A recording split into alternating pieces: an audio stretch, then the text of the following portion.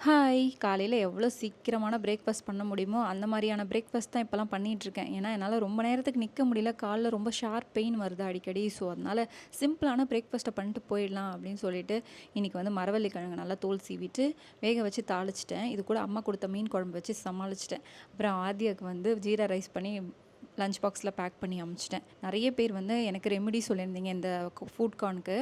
எல்லாருக்குமே ரொம்ப நன்றி. ஆல்ரெடி ஒரு பாட்டில் ஃபினிஷ் பண்ணி இன்னொரு பாட்டில் ஓடிட்டுருக்கு. இந்த பாட்டில் ஃபினிஷ் ஆகி முடியல எனக்கு திரும்பி அது போக மாட்டேங்குது அப்படின்னா, நீங்கள் சொன்ன ஏதாவது ஒரு ரெமிடியை ட்ரை பண்ண வேண்டியது தான்.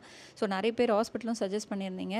எல்லாமே மைண்டில் வச்சுட்டே இருக்கேன். சரியாகலன்னா போய் பண்ணிடலாம் அப்படின்னு சொல்லிட்டு. நம்மளோட சின்ராசு வந்துட்டு ஃப்ரெண்ட்ஸோட கூட்டமாக வந்துட்டார். இன்னைக்குன்னு பார்த்து நல்ல வேளை இந்த கிழங்க வேக வச்சதுனால ஒரு ஒரு துண்டு கொடுத்து எல்லாரையும் அமுச்சிட்டேன். அப்புறம் நெறைய பேருக்கு வந்து இந்த பெயின் இருந்தால் நான் சமாளிச்சுருவேன், அந்த பெயின் இருந்தால் நான் சமாளிச்சுருவேன் அப்படின்லாம் இருக்கும். இந்த பல்லு வலி, தலைவலி இதெல்லாம் கூட எப்படியோ சமாளிச்சிடலாம். ஆனால் இந்த கால்ல வலி வந்தா மட்டும் சமாளிக்க முடியல. அந்த மாரி உங்களுக்கு ஏதாவது இந்த பெயின் வந்தா என்னால சமாளிக்கவே முடியாது, ஒரு வேலையும் பார்க்க முடியாது அப்படின்னு ஏதாவது பெயின் இருக்கா அப்படின்னு சொல்லுங்க. இதே மாரி இன்னொரு வீடியோல பார்க்கலாம். பை.